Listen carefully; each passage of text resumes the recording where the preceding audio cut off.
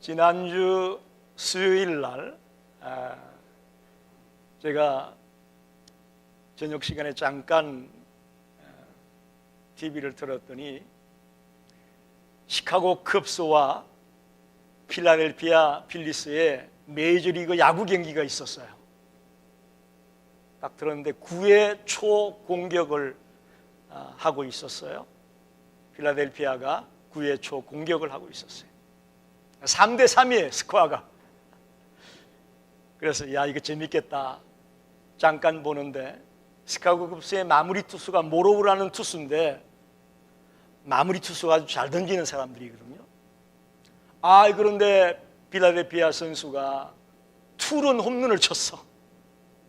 그래서 3대 5로 스코어가 벌어졌어요. 마무리 투수가 무너졌으니 이제 이길 가능성이 없는 거예요. 그래서 텔레비를 꺼버렸어요. 에이, 졌구나. 다음날 아침에 일어나서 뉴스를 보는데 웬일입니까 이게? 9회 말에 시카고 컵스의 선수 이름이 누구냐면 헤이워드라는 선수가 역전 말로 홈런을 쳤어. 예, 말로 홈런을 쳐가지고 7대 5로 역전승으로 끝나버렸어. 그래서 계속 시카고의 방송들마다 그 장면을 보여주는 거예요. 예? 3대 5로 지고 있다가 9회 말에 역전 말로 홈런을 쳐가지고 역전승을 거뒀다. 아주 기가 막힌 스토리예요. 여러분, 운동 경기에는 이렇게 역전승을 할 때가 있고 또 역전패를 할 때가 있습니다. 그런데 가만히 보면요, 우리네 인생도 그렇습니다. 우리네 인생도 역전승을 할 때가 있고 역전패가 할 때가 있더라고요. 오늘 유다의 13대 왕 히스기야, 우리가 지난주에 말씀을 나눴죠. 그가 왕이 된 지 14년째 만에 죽을 병에 걸려서 이제 죽게 되었습니다. 선지자가 찾아와서 왕이여, 집을 정리하십시오. 하나님이 당신 죽는답니다. 그런 얘기를 들었잖아요. 그때 히스기야가 어떻게 했습니까? 낯을 벽으로 향하고 눈물로 통곡하며 하나님 앞에 부르짖고 기도했죠. 나라를 생각하면 지금 북년등하의 위기에 놓여 있습니다. 아수르가 공격해 들어옵니다. 나라가 위험합니다. 또 거기다가 자기 아들이 없기 때문에 이제 자기를 대신해서 왕이 될 사람도 없습니다. 이런 나라를 생각할 때에 히스기야는 기도하지 않을 수가 없었어요. 그래서 간절히 기도했습니다. 그래도 그는 선한 왕이었고 진실한 왕이었기에 하나님께서 그의 기도를 들으시고 놀랍게도 그의 생명을 15년이나 연장해 주었습니다. 그 얘기를 우리가 지난주에 나누었죠. 이렇게 14년 동안 나라를 계획하고 하나님 앞에서 정직한 왕으로, 진실한 왕으로, 참 전반기 그의 삶은 멋진 삶이었습니다. 그런데 15년이라는 생명을 연장받은 그때부터의 그의 라이프가, 그의 삶이 역전패의 삶으로 급전직하하고 있다는 사실입니다. 성경을 읽을 때마다 참 이 스토리를 보면 안타까워요. 그가 그냥 전반기에 멋지게 계획을 하고 참 진실한 왕으로, 정직한 왕으로, 참한 왕으로 인정받을 때에 딱 죽고 끝났다면 후대에 그래도 참 대단한 왕이었다라고 평가를 받게 되지 않겠습니까? 그런데 굳이 15년이라는 생명을 연장받고 난 이후에 그가 나락으로 떨어지면서 그에 대한 평가가 달라지고 있다는 겁니다. 왜 잘 나가던 히스기야가 하루아침에 이렇게 달라지고 말았을까? 오늘 이 문제를 같이 생각하면서 저와 여러분이 은혜를 나누고 싶습니다. 우리도 마찬가지입니다. 우리도 히스기야의 모습을 보면서 내 자신의 삶을 대입하고 돌아보는 계기가 되시기를 바랍니다. 전에는 80이면 평균 연령이 보통 평균 수명이 80이지 않았습니까? 근데 지금 100세 시대라고 하니까 많이 봐줍니다. 많이 봐줘서 50세가 넘어가신 분들은 다 지금 이제 후반기 라이프를 사는 겁니다. 여러분, 우리가 후반기의 삶을 어떻게 장식을 해야 되는지 오늘 히스기야의 삶을 통해서 도전받기 원하고 또 새롭게 깨닫게 되시기를 주의 이름으로 축원합니다. 물론 아직 전반기의 삶을 사시는 분들은 더 희망을 가지시고 더 용기를 내시기 바랍니다. 또 이렇게 얘기하면 난 전반기니까 오늘 설교는 나하고 상관이 없네, 또 이러시면 안 돼요. 50대 후반에 후반기의 삶을 사는 사람뿐만 아니고 아직 전반기의 삶을 살고 있는 분들도 이 말씀을 들으면서 나도 미리 조심해야 되겠구나 하는 깨달음이 있기를 바랍니다. 첫째로 왜 히스기야가 하루아침에 이렇게 되고 말았을까? 고난의 때에는 여호와를 찾았으나 복의 때에 형통할 때에는 교만하여서 하나님을 의지하지 않았기 때문이다. 그렇게 말씀드리고 싶습니다. 어려울 때 하나님을 의지하고 믿음 가운데 사는 것도 굉장히 중요하지만 평안하고 형통하고 잘 나갈 때 더 하나님을 의지하고 더 하나님을 붙드는 것이 매우 중요합니다. 믿으시면 아멘 하십시오. 우리는 어려울 때 힘들 때 의지하는 것만 중요하게 생각해요. 아니에요. 어려울 때 힘들 때 의지하는 것은 물론이거니와 잘 나갈 때에 문제가 없을 때에 복이 막 들어올 때에 막 형통케 될 때에 그때 더 엎드리는 더 하나님을 찾는 것이 매우 매우 중요하다는 거예요. 오늘 본문 20장 12절에 보면 그때에 그러죠. 그때가 언제냐? 이거 굉장히 중요한 거예요. 성경을 읽다가 그때에 이런 말이 나오면 여러분이 한번 생각을 해봐야 돼. 이게 왜 언제냐? 히스기야가 15년이나 생명을 연장받았을 때를 말합니다. 역대하 32장에 보면 그 당시에 세계 각 나라가 히스기야를 어떻게 생각했느냐? 히스기야가 모든 나라의 눈에 존귀하게 되었다 그랬어요. 여러분, 조그만 유대 나라가 인근에 있는 모든 나라들로부터 존귀한 왕으로 존귀한 나라로 인정을 받았다는 거예요. 왜 그렇게 됐느냐? 아수르의 사네립이 18만 5천 명을 끌고 유다를 공격했을 때에 그가 기도하면서 하나님의 능력으로 그 18만 5천 명을 물리쳤어요. 그 조그만 나라가 그 대국을 물리쳤다고요. 거기다가 죽는 줄 알았는데 하나님의 기적으로 또 살아났어요. 그러니까 세계 모든 나라들이, 모든 나라 백성들이, 모든 나라 왕들이 유다를 주목하기 시작한 거예요. 야, 저거 어떤 나라냐? 도대체 저거 어떤 사람이야? 모든 나라의 왕들이, 모든 나라의 백성들이 유다를 주목하게 되고 히스기야를 존귀하게 보게 되었단 말이에요. 그렇게 되면 어떻게 됩니까? 자연히 이웃 나라들이 유다와 수교를 맺기 원하죠. 사신을 보냅니다. 선물을 보냅니다. 예물을 보냅니다. 엄청나게 위상이 높아졌습니다. 이런 찰나에 신흥 강국이라고 하는 바벨론에서 사신이 왔어요. 바벨론 왕 브로닥 발라단이 사신을 보내왔습니다. 친필 서신과 다양한 예물을 가지고 히스기야를 찾아왔습니다. 여러분, 예나 지금이나 나라와 나라 간에 또 기업과 기업 간에 눈에 보이지 않는 엄청난 전쟁이 벌어지고 있음을 우리는 알아야 됩니다. 하하하고 웃고 떠드는 것 같지만 나라와 나라 간에 기업과 기업 간에 보이지 않는 그 경쟁이 어마어마함을 우리가 알고 있지 않습니까? 신흥강국 바벨론이 왜 사신을 보내왔을까요? 그냥 히스기야가 죽을 병에 걸렸다가 살아났으니까 잘했어 하고 싶어서 온 거 아니에요. 정치적인 의도가 있단 말입니다. 그 당시 최대 강국은 아수르예요. 바벨론도 아수르에게 밀리고 있어요. 그러자 이 바벨론 왕이 반아수르 정책을 펼치는 왕이 히스기야거든요.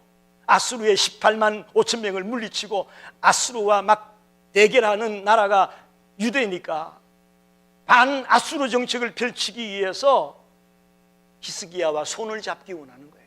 같이 힘을 모두와서 저 아수르를 무너뜨려야 되겠다. 그런 심정으로, 그런 마음속에 계획을 가지고 히스기야에게 사신을 보낸 겁니다. 그런데 이때 히스기야가 그 사신을 맞아들어서 어떻게 한다고 오늘 성경에 나와 있습니까? 자기 나라에 있는 모든 보물 창고를 보여줍니다. 굶기고 자기 나라에 있는 모든 무기들을 다 보여줍니다. 하여튼 유다 나라에 있는 모든 것들은 다 보여줬어요. 다 보여줬어요. 히스기야가 그에게 보여주지 않은 것이 없었더라. 다른 나라의 사신이 왔는데 유다 나라의 모든 비밀들을 다 보여준 거예요. 다 보여줬어요. 여러분, 저를 보십시오. 도대체 히스기야가 왜 이렇게 했을까요? 왜 이렇게 했을 것 같습니까? 그렇죠.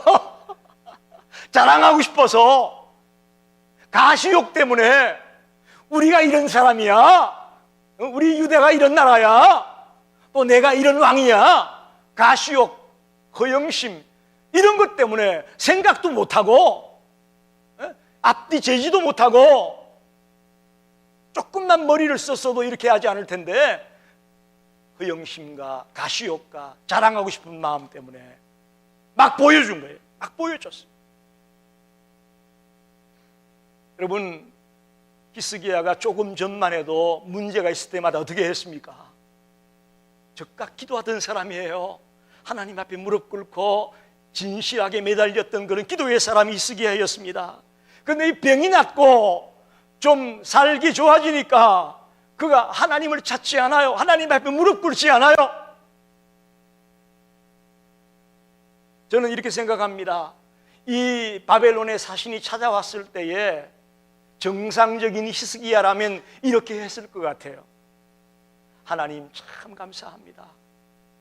저의 병을 고쳐주셔서 너무 감사합니다. 그러다 보니까 소문이 나가지고 저 바벨론에서까지 사신이 왔네요.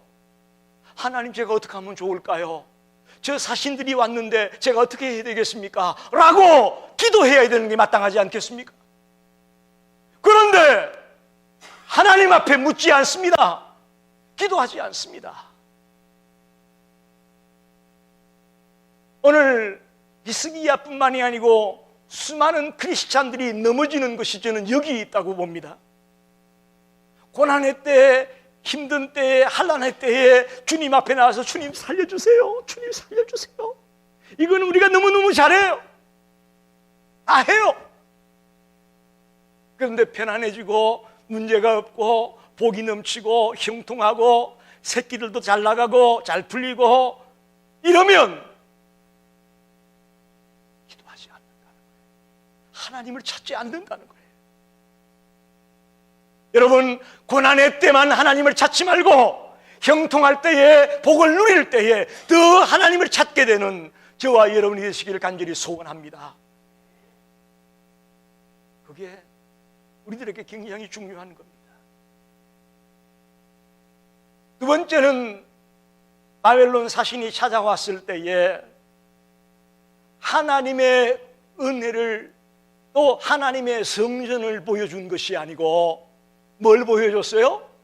보물 창고, 군기고, 금은 보화, 갖가지 향품, 보배로운 기름, 이런 엉뚱한 것들을 보여줬기 때문에 후반기의 라이프가 역전패당하는 라이프가 되고 말았다는 겁니다.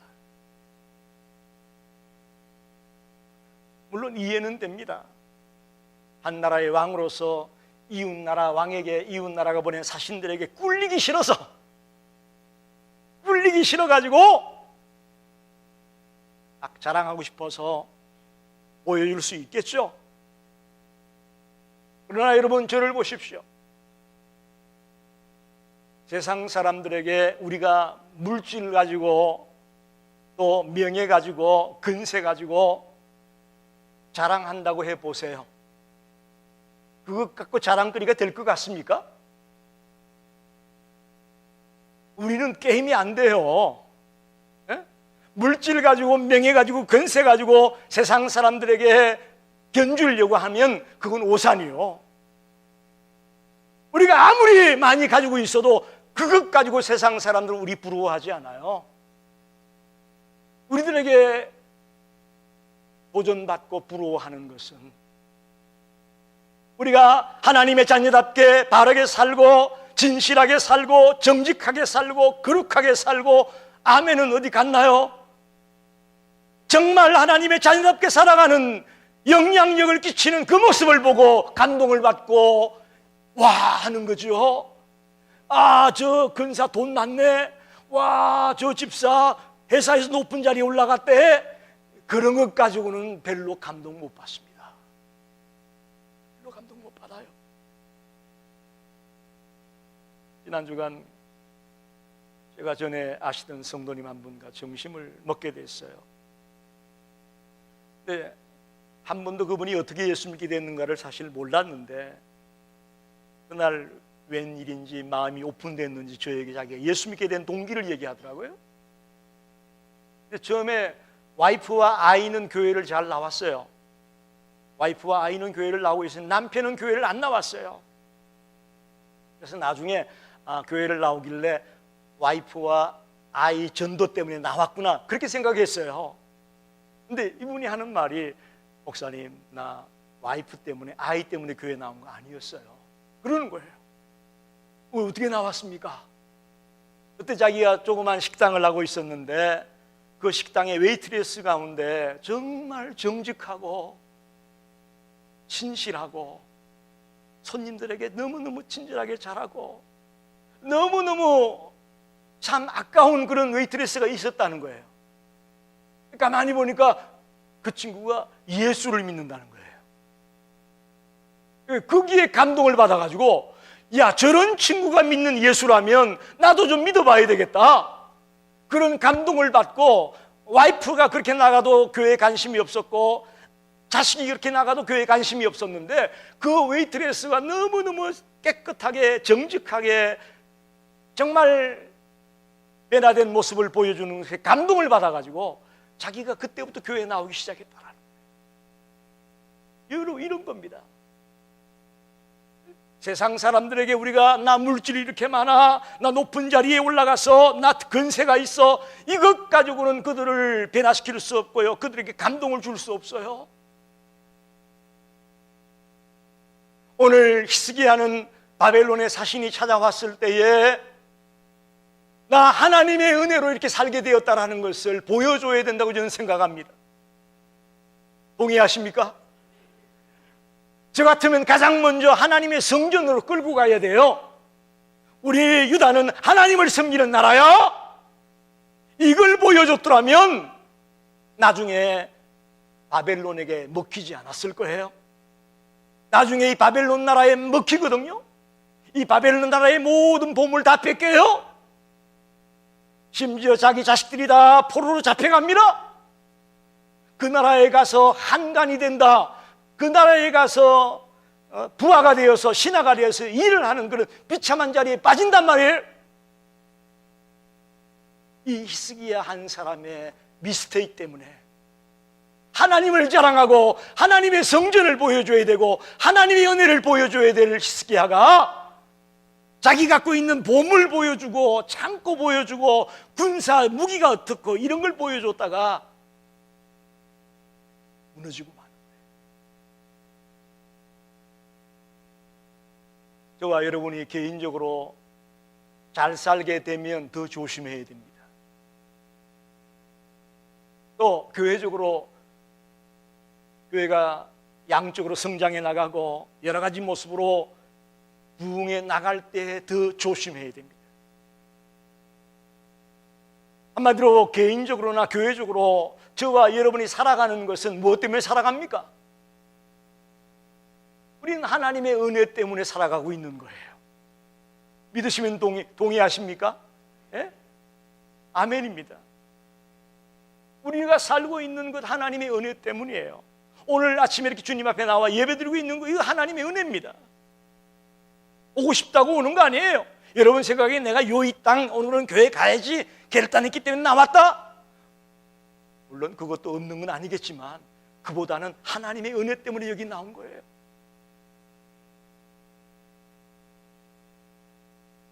성경을 보니까 하나님의 은혜의 클라이맥스를 성경은 십자가 사건이라고 말합니다. 십자가 사건. 그렇습니다. 저와 여러분이 죄로 말미암아 죽었던 인생인데 이렇게 하나님의 자녀가 되고 구원받은 백성 된 것은 십자가의 사건 때문입니다. 할렐루야. 그러니 하나님의 은혜의 클라이맥스는 십자가예요. 십자가. 십자가에 참 생명이 있습니다. 참 사랑이 있습니다. 치유의 능력이 있습니다. 세상이 감당할 수 있는 모든 파워가 십자가에 있습니다. 교회가, 기독교가 왜 강단 앞에 십자가를 걸어놓겠어요? 그 십자가가 참 생명이고 참 사랑이고 하나님의 능력의 상징이기 때문에 그렇습니다. 갈라디아서 6장에 보면 사도 바울이 나는 그리스도의 십자가 외에는 아무것도 자랑하지 않겠다고 말합니다. 여러분, 바울이 어떤 사람입니까? 그는 가말리엘 문화에서 공부했던 학문적으로 뛰어난 사람입니다. 그 당시 로마의 시민권은 하늘의 별따기였습니다. 그런데 로마의 시민권자입니다. 그는 히브리인 중에 히브리인이요 베냐민 지파 사람으로서 바리새인 중에 바리새인이었습니다. 가문도 뛰어났습니다. 학문도 뛰어났고 근세도 가지고 있었고 가문도 훌륭했습니다. 그런데 그는 말합니다. 나의 가지고 있던 모든 것을 무엇과 같이 여겼다? 배설물과 같이 여겼다. 이건 좋게 표현해서 배설물이고요, 똥과 같이 여겼다는 거예요. 그러면서 나는 십자가만 자랑하겠다고 말하고 있습니다. 히스기야가 그 사신들이 왔을 때에 하나님의 은혜를 보여주고 하나님의 성전을 보여주고 하나님의 살아계심을 보여주는 자였다면 유다가 이렇게 비참하게 망하지 않았을 것이라는 거예요. 그런데 그렇지 못했기에 비참하게 무너지고 마는 나라가 되고 말았다는 것입니다. 저와 여러분 마음속에도 우리를 자랑하고 싶은 마음이 용솟 숨칠 때가 있습니다. 솔직히 그렇잖아요, 그죠? 어른들 만나보면 전부 다 자식 자랑이요. 뻔해. 저도 그럴 거야 아마. 전부 다 뭔가 자랑하고 싶어가지고 우쭐거리고 싶어서 우리가 안달이요. 교회마다도 가보면요 전부 다 자기 교회 자랑하고 싶어서 난리요. 특히 목사들 만나보면 묻지도 않았는데 자기네 교회가 교인이 몇 명이고 뭐 예산이 얼마고 그거 왜 얘기를 해? 물어보지도 않았는데 우쭐거리고 싶어서 나 이런 교회 목사야. 택도 없는 소리. 여러분이 모두 세상 사람이 소유하지 못한 진짜를 보여주는 자가 됩시다.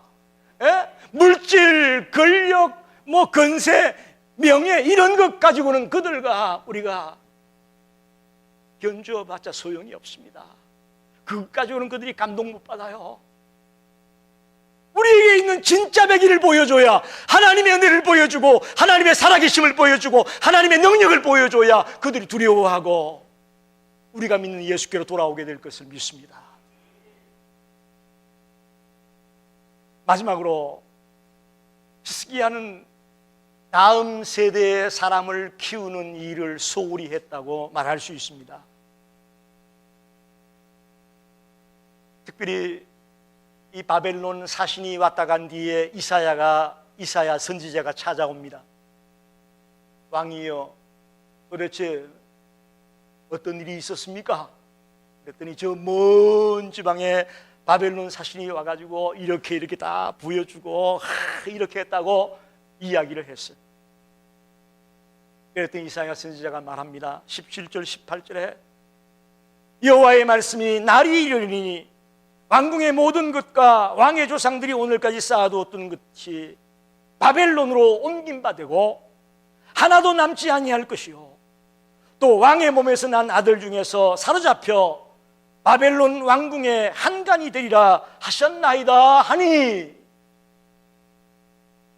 이사야 선지자가 하나님의 말씀을 대언하는데 다 뺏기고 나라도 잃어버리고 너의 자식들도 포로로 잡혀가고 또 자식들 중에는 그 나라에 가서 신하가 되는 그런 비극이 일어난다.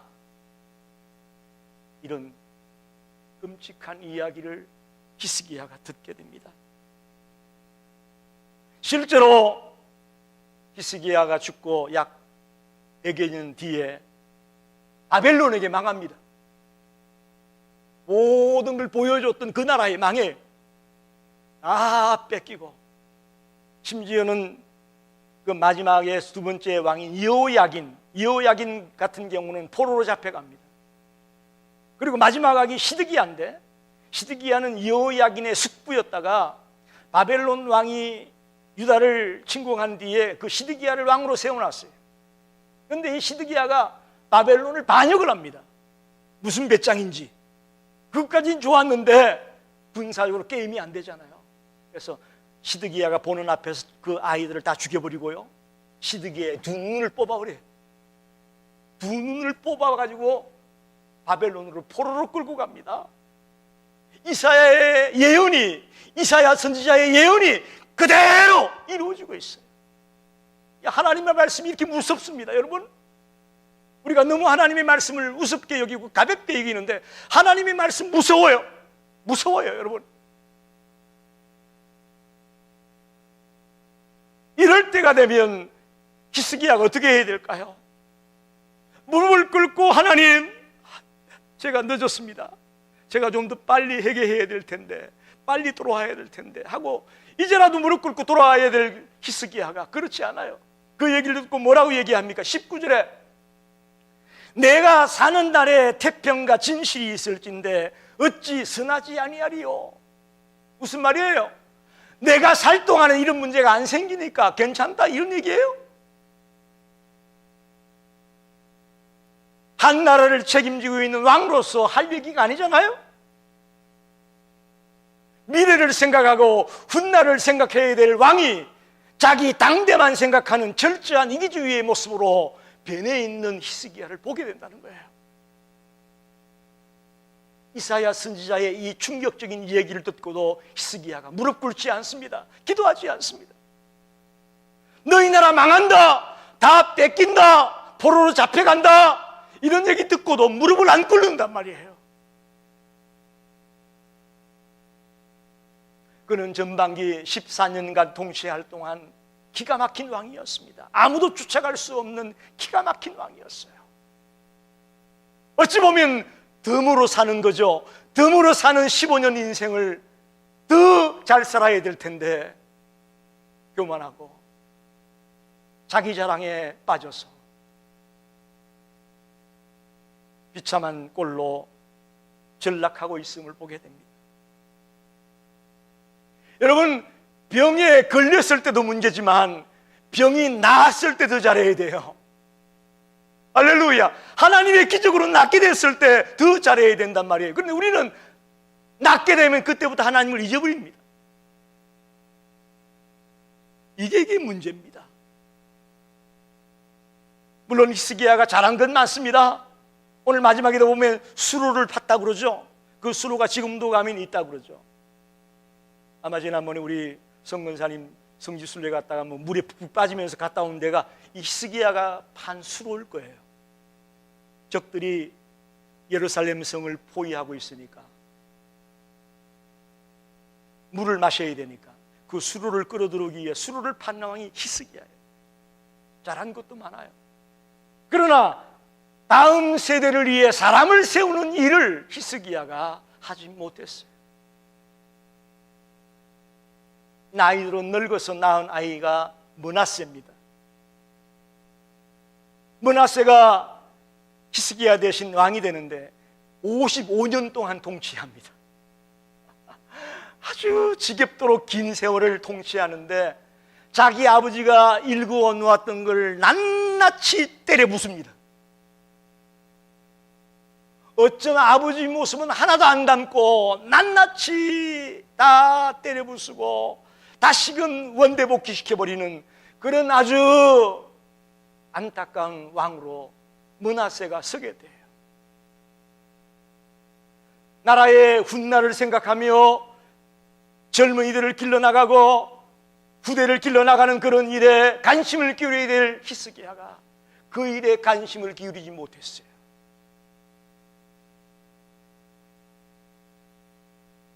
여러분, 우리가 오늘까지 하나님의 은혜로 잘 살아왔습니다.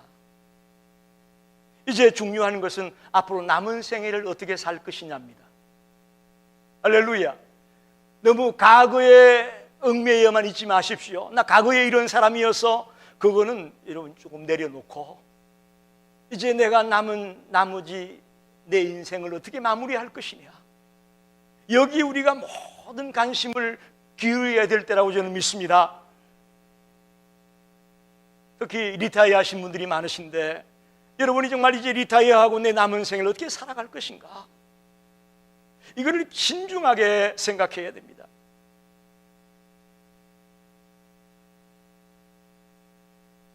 비전이 없는 삶은 실패할 수밖에 없습니다. 자기의 미래를 생각하지 않고 자기의 후세들을 생각하지 않는 그 비전이 없는 인생은 무너질 수밖에 없고 멸망할 수밖에 없습니다. 이 시카고 열린 교회의 미래를 생각하며 기도하기를 바랍니다.